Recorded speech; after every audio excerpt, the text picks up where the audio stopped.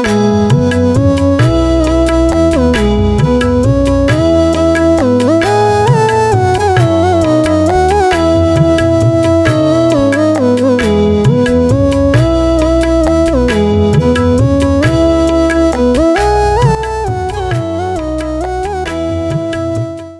brothers and sisters in the Lord, ప్రభునందు ప్రియమైన సోదరి సోదరులారా, today's verse for our meditation is taken from the book of Psalms 34 verse 1. నేటి దినం మన ధ్యానం కొరకు 34వ కీర్తన మొదటి వచనం నుండి తీసుకొనబడింది. I'll bless the Lord at all times, his praise shall continually be in my mouth. నేను ఎల్లప్పుడూ యెహోవాను సన్నతించెదను, నిత్యము ఆయన కీర్తి నా నోట నుండును. Psalm 34 is a gift of David to us. 34వ కీర్తన దావీదు మనకిచ్చినటువంటి ఒక ఈవి లాంటిది. It is great psalm on praise. ఇది స్తుతికి సంబంధించి చాలా గొప్ప కీర్తన. See in what situation David wrote this psalm. ఇక్కడ దావీదు ఎలాంటి పరిస్థితిలో ఈ కీర్తన రాస్తున్నాడు. David wrote about this continual praise at a time when he was fleeing from King Saul. నిత్యము కీర్తించదను, ఎల్లప్పుడూ సన్నతించదను అనే మాట సౌలు ఆయనను తరుముతున్న సందర్భంలో రాసినాడు. And when he took refuge with Philistines and came to King Achish, the king of Gath. ఫిలిస్తీన్ల దగ్గర ఆశ్రయం పొంది మరి గాతు వాడేటువంటి ఆకీష్ దగ్గర ఆశ్రయానికి వచ్చినప్పుడు, And at that time he is writing. ఆ సమయంలో రాస్తున్నాడు. As a matter of fact, వాస్తవంగా చెప్పాలంటే it is very difficult to praise God in such a tight situation. అలాంటి చాలా ఇబ్బందికరమైన పరిస్థితిలో దేవుని స్తుతించడం అనేది దాదాపుగా అసాధ్యం. అది Undoubtedly, this is a mistake on the part of David to go to Achish. నిస్సందేహంగా దావీదు ఈ సమయంలో ఆకీష్ రాజు దగ్గర వెళ్ళడం అనేది తప్పే, పొరపాటే. In his own life, తన సొంత he జీవితంలో killed Goliath, the king of Gath. గాతు వాడైనటువంటి ఆ గొలియాతుని చంపినాడు. He said that he was an uncircumcised Philistine. వీడు సున్నతి లేని ఫిలిస్తీయుడు అని చెప్పినాడు. But now, మరి ఇప్పుడు in the time of great trouble, he came for shelter to the king of Gath again. కష్ట పరిస్థితిలో ఇబ్బందికరమైన పరిస్థితి ఎదుర్కొన్నప్పుడు మరలా గాతు వాడైన ఆకీష్ రాజు దగ్గరకు వచ్చాడు. It is wrong. అది తప్పు. But that is a different topic. సరే, అది వేరే అంశం. అది Coming to the context of this psalm. ఇప్పుడు ఈ కీర్తన యొక్క సందర్భానికి మనం వస్తాం. Achish recognized him and David was afraid for his life. ఆకీషు దావీదుని గుర్తుపట్టేసినాడు. ఇప్పుడు దావీదు భయపడుతున్నాడు. And he ప్రాణభయం వచ్చింది. feigned madness to disguise his true identity. ఇక తాను యొక్క గుర్తింపుని ఆయన మరి వాళ్ళు గుర్తించకుండా ఉండలాగిన పిచ్చివాళ్ళలాగా ప్రవర్తిస్తున్నాడు. What a sad state of a hero who killed Goliath. చూడండి, ఒక గొలియాదుని చంపిన వీరుడు ఎలాంటి దుస్థితికి వచ్చాడో. And Psalm 34 is an alphabetic acrostic. ఈ 34వ కీర్తన అనేది That each letter A, B, C, D like that in Hebrew alphabet, letter by letter it is written. Hebrew భాషలో అయితే ఒక్కొక్క అక్షరం లాగా అది రాయబడింది కదా, Each వర్ణమాల verse లాగా. begins with a successive letter of the Hebrew alphabet. ప్రతి మాట కూడా Every verse, ప్రతి వచనం కూడా it starts with one letter in a sequential order of the Hebrew alphabet. అంటే హెబ్రీలో ఉన్నటువంటి అక్షరమాల ఉంది కదా, దాని తర్వాత వరుస క్రమంలో రాయబడుతుంది అది. There are 22 alphabets in Hebrew language. Hebrew భాషలో 22 అక్షరాలు ఉన్నాయి. And that's why there are 22 verses in this psalm. అందుకని ఈ కీర్తనలో 22 వచనాలు ఉన్నాయి. Every verse starts with one letter. ప్రతి వచనం కూడా ఒక అక్షరంతో, హెబ్రీ అక్షరంతో So ఆరంభించబడుతుంది. in the heading of this psalm, ఈ కీర్తనకి పై శీర్షికలో it is written as Abimelech, not Achish. ఇక్కడ అబీమెలెకు అని ఉంది, ఆకీష్ అని లేదు. Some people have a doubt. మరి కొంతమందికి ఇది ఒక సందేహం. How Abimelech and Achish are the same. మరి అబీమెలెకు ఆకీషు ఒకటేనా ఎట్లా? Although the king of Gath's name was Achish, గాత్ రాజులందరి పేర్లు ఆకీషు అయినా so this man is Achish, ఇతను ఈ ఆకీష్ అనేవాడు. and the heading to this psalm calls him Abimelech. అయితే ఈ కీర్తనలో పైన శీర్షిక ఈ ఆకీషుని అబీమెలెక్ అని చెప్తుంది. Here we have to note that Abimelech was a Philistine royal title. ఇక్కడ మనం గమనించవలసిన విషయం ఏంటంటే అబీమెలెక్ అనేది ఫిలిస్తీన్ల రాజ బిరుదది. That is meaning father king.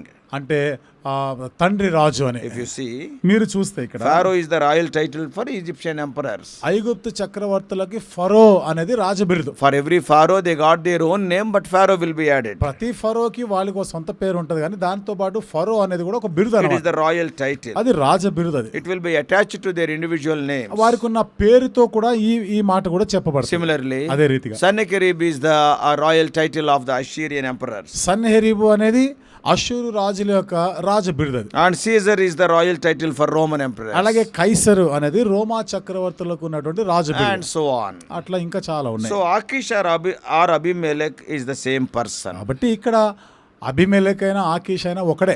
Abimelech is the royal title, Achish is his name. అబిమెలెక్ అనేది రాజు బిరుదు, ఆకీష్ అనేది అతని పేరు. So don't get confused. కాబట్టి ఇక్కడ మీరేమి కలవరపడదు. So Psalm 34:1 says, ఇప్పుడు 34వ కీర్తన మొదటి వచనంలో I'll చెప్పబడింది, bless the Lord at all times, his praise shall continually be in my mouth. నేను ఎల్లప్పుడూ యెహోవాను సన్నుతించెదను, నిత్యము ఆయన కీర్తి నా నోట నుండును. This verse 1 is much easier to read.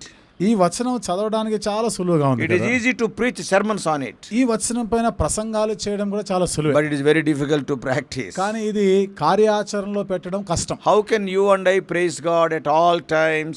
నీవు నేను ఎల్లప్పుడూ యెహోవాను ఎట్లా It సన్నుతించగలం? is difficult at times to praise the Lord. చూడండి, ఆయా సమయాలు ఉంటాయి, అప్పుడు దేవుని స్తుతించడం కష్టమే. Sometimes we are sick and we become very weak. కొన్నిసార్లు అనారోగ్యంగా ఉంటాం, బలహీనంగా ఉంటాం. Sometimes without our fault we are blamed. కొన్నిసార్లు మనం ఏ తప్పు చేయకుండా మన మీద నేరం Our మోపబడుతుంది, name is scandalized. మన పేరు చెడగొడుతుంటారు. Sometimes we will be in the sorrow of losing the one whom we love more. కొన్నిసార్లు మనం ఎంత ఎక్కువగా ప్రేమించిన ప్రియులైన వారిని కోల్పోయి దుఃఖంలో ఉంటాం. Sometimes we expect good marks, but contrary to that we fail in the exam. పర్యాలు మంచి మార్కులు వస్తాయి అనుకున్నామే, కానీ దానికి భిన్నంగా ఫెయిల్ అయిపోయాం So పరీక్షలో. at times circumstances are difficult. అలాంటి పరిస్థితిలో చూస్తే పరిస్థితులు వేరుగా ఉంటాయి. Sometimes the circumstances will be difficult. కొన్ని సమయాల్లో పరిస్థితులు వేరుగా ఉంటాయి. Sometimes we must helplessly watch people we love going through hard times. కొన్నిసార్లు మనం ప్రేమిస్తున్న మన ప్రియులు వారు కూడా కష్ట పరిస్థితులుగా వెళ్ళడం చూస్తాం. Then how do we praise God? అలాంటప్పుడు మనం ఎట్లా దేవుని స్తుతించగలం? David is saying that he will praise God at all times. దావీదు అంటాడు, నేను ఎల్లప్పుడూ యెహోవాను సన్నుతించెదను. He is not only telling so, but actually he is doing so. ఆయన అట్లా చెప్పడం మాత్రమే కాదు, అట్లా చేస్తున్నాడు ఆయన. This verse 1 is his experiential expression. ఈ మొదటి వచనము అనుభవపూర్వకంగా వ్యక్తపరుస్తున్నాడు ఆయన. When he says so, ఆయన ఈ మాట చెప్తున్నప్పుడు so then praise must be very important. ఇక్కడ స్తుతి సన్నుతించడం ఇది చాలా ప్రాముఖ్యమైనది. Yes, praise is very important. స్తుతి అనేది చాలా ప్రాముఖ్యం. Notice the results that come when we truly praise the Lord at all times. యథార్థంగా మనం ఎల్లప్పుడూ యెహోవాను స్తుతించినప్పుడు దాని నుండి వచ్చే ఫలితాలు చూడండి. Praise keeps us in touch with the throne of God. స్తుతి అనేది ఎల్లప్పుడూ కూడా దేవుని సింహాసనం తాకిడిలో ఉంచుతుంది. I want to share with you 3 important results of praising God at all times. ఎల్లప్పుడూ దేవుని స్తుతించడం వలన వచ్చే 3 ఫలితాల గురించి చెప్తాను నేను. Firstly, మొదటిది, praise sanctifies our life. స్తుతి అనేది మన జీవితాలని పరిశుద్ధపరుస్తుంది At all times. ఎల్లప్పుడు కూడా. If you are in a hospital as a patient, ఒకవేళ నువ్వు ఒక రోగిగా హాస్పిటల్లో ఉన్నా, that praising God will sanctify you there. అక్కడ నువ్వు దేవుని స్తుతించుట అనేది నిన్ను పరిశుద్ధపరుస్తున్నది. Even in this kind of praising, ఇంకా ఈ రకమైన స్తుతిలో కూడా Lord Jesus Christ is our example. యేసుక్రీస్తు ప్రభువారు మనకు ఒక మాదిరి. Do you know Lord Jesus Christ sang a song? మీకు తెలుసా యేసుక్రీస్తు ప్రభువారు పాట పాడినారు, Do Keerthana you know in పాడినారు. what situation he sang that song? ఏ పరిస్థితిలో కీర్తన పాడినాడు తెలుసా? He sang it when he was going to Calvary. ఆయన కలువరికి వెళ్తుండగా పాడినాడు. He was able to sing, before he went to Calvary. ఆ శిలువ మీద, కలువరి శిలువ మీద ఎక్కకు మునుపు కీర్తన పాడినాడు. Matthew 26:30 says, మత్తయి సువార్త 26:30లో రాయబడింది. and when they had sung a hymn, they went out. వారు కీర్తన పాడి బయటికి వెళ్ళిరి అని. Many ask what song he must be singing. చాలా మంది అడుగుతారు ఏంటిదంటే ఏ కీర్తన పాడుంటాడు యేసు ప్రభువారు? Generally, సాధారణంగా tradition says that the Israelites were singing 6 psalms at the time of Passover festival.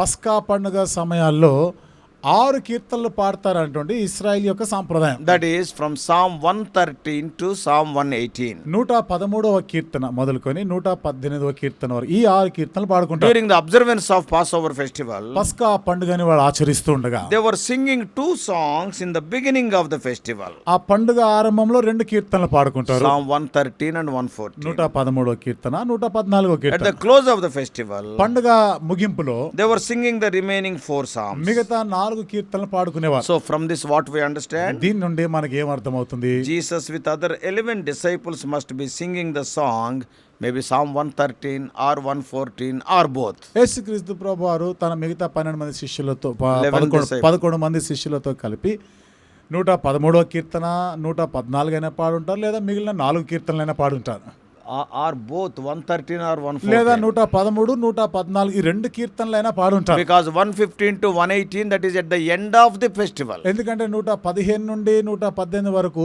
పండుగ చివరిలో పాడుకునేది So కాబట్టి. already Judas Iscariot left them. అప్పటికే ఇస్కరియోతు యూదా విడిచి వెళ్ళిపోయినాడు. So even then they were singing. అయినను వారు పాట పాడుతున్నారు. What about Paul and Silas in the Philippian prison?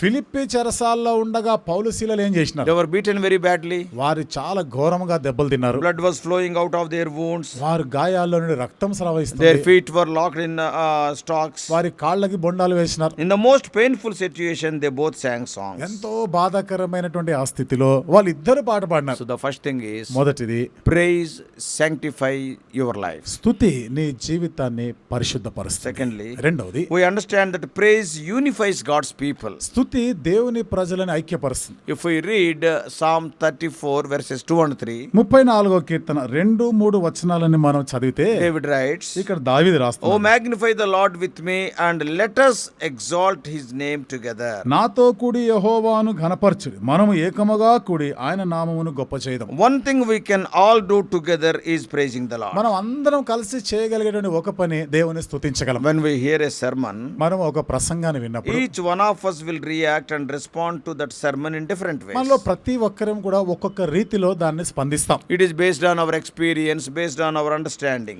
మన యొక్క అనుభవాన్ని బట్టి లేదా మనకున్న గ్రహింపుపై ఆధారపడి ఉంటుంది. Our opinions will differ. మన యొక్క అభిప్రాయాలు వేరువేరుగా ఉంటాయి. Sometimes some people grossly misunderstand the message and messengers. కొన్నిసార్లు కొంతమంది అయితే వర్తమానాన్ని వర్తమానికుని కూడా అపార్థం చేసుకుంటారు. But it is not so regarding singing and praising. కానీ అదే స్తుతిస్తూ ఆయనను పాడుతూ ఉండగా ఇట్లాంటి జరగదు అక్కడ. Yeah, we all can agree with the hymn book and we can sing with one accord. మనం అందరం కూడా ఆ పాటల పుస్తకంతో ఏకీభవించి అందరం కలిసికట్టుగా పాట పాడగలం. Probably that is the reason why so much singing and praising will be there in heaven. బహుశా ఆ కారణాన్ని బట్టేమో పరలోకంలో ఎక్కువ పాటలే పాడుతుంటారు. People from different nationalities, కాబట్టి వేరు జాతుల నుండి వచ్చిన from ప్రజలు, different backgrounds, వేరు చరిత్ర కలిగిన different వారు, colors and languages, వేరు రంగు భాషలు కలిగిన వారు, all together singing with one accord అందరూ కలిసి ఐక్యతతో పాట and పాడుతుంటారు. praising and worshiping God in unity. దేవుడు కలిసి ఐక్యతతో దేవుని స్తుతిస్తూ ఆరాధిస్తూ Of ఉంటారు. course, in one sense, all will be in glory. అయితే ఒక విధంగా చెప్పాలంటే అందరు మహిమలోనే ఉంటాం. So, thirdly, మూడవది, praise magnifies the Lord. స్తుతి దేవుని ఘనపరుస్తుంది. Psalm 34:3 says, 34వ కీర్తన 3వ వచనంలో, "Oh, magnify the Lord with me." నాతో కూడి యెహోవాను ఘనపరచుడి. Since praise magnifies the Lord all times, స్తుతి ఎల్లప్పుడు కూడా దేవుని ఘనపరుస్తుంది we కాబట్టి should be involved in praise all times. ఎల్లప్పుడు కూడా మనము స్తుతిస్తూ ఉండాలి. Anybody can praise the Lord when things are going on well. ఎవరైనా కానీ చూడండి, అన్ని బాగుంటే, పరిస్థితులు బాగుంటే ఎవరైనా దేవుని స్తుతిస్తారు. But it is during furnace experiences that praise really magnifies the Lord. అయితే అగ్ని లాంటి అనుభవం వచ్చినప్పుడు, మంటల్లో ఉన్నప్పుడు దేవుని స్తుతించడం, ఘనపరచడం కొంచెం కష్టమైనది. When you get a seat in the college you are dreaming about, నీవు ఏ కాలేజీలో సీట్ రావాలని కలగన్నావో, ఒకవేళ సీట్ వచ్చిందనుకో, or when you get a high ranking job, లేకపోతే చాలా పెద్ద ఉద్యోగమే వచ్చింది, or when you are blessed with a nice life partner, లేకపోతే నీకు మంచి జీవిత పాలి భాగస్తులు దొరికారని, then it is easy to praise God. ఇప్పుడు దేవుని స్తుతించడం అనేది చాలా సులువైంది. But when you are suffering from a terminal disease, కానీ ప్రాణాంతకమైనటువంటి వ్యాధి వచ్చిందనుకో, or when you lost your job, లేదా నీ ఉద్యోగమే ఊడిపోయింది, or when Satan is shifting you, లేదా సాతాను నిన్ను జలిస్తున్నాడు, it is very difficult to praise God. అలాంటప్పుడు దేవుని స్తుతించుట అది చాలా కష్టం. Job blessed the Lord when he lost everything. యోబు అంతయు సర్వము కోల్పోయినప్పుడు దేవుని స్తుతిస్తున్నాడు. Praising God in difficult times will magnify his name. కష్ట సమయాల్లో, కష్ట పరిస్థితుల్లో దేవుని స్తుతించుటయే దేవుని ఘనపరచుట. Therefore, as children of God, let us learn to praise God at all times. కాబట్టి దేవుని పిల్లలంగా ఎల్లప్పుడు కూడా దేవుని స్తుతించడం నేర్చుకుందాం. Firstly, మొదటిది, praise sanctifies our life. స్తుతి మన జీవితాలని పరిశుద్ధపరుస్తుంది. Secondly, రెండవది, praise unifies God's people. స్తుతి దేవుని ప్రజలను ఐక్యపరుస్తుంది. And thirdly, మూడవది, praise magnifies the Lord. స్తుతి దేవుని ఘనపరుస్తుంది. If it were so, ఒకవేళ అదే అయితే, today being, we can say, as we are starting this day, ఈ దినాన్ని మనం ఆరంభిస్తూ ఉండగా, let us praise God. దేవుణ్ణి స్తుతిస్తాం, Let us worship him. ఆయనను ఆరాధిస్తాం. We may be passing through difficult situations like David. బహుశా దావీదు లాగానే కష్ట పరిస్థితులు గుండా వెళ్తున్నావేమో, Yet, అయినా like David praised the Lord, దావీదు దేవుని స్తుతించినట్లుగా God will bless you. దేవుడు నిన్ను దీవిస్తాడు. May God bless you. దేవుడు నిన్ను దీవించునుగా. Let us pray. ప్రార్థన చేసుకుందాం.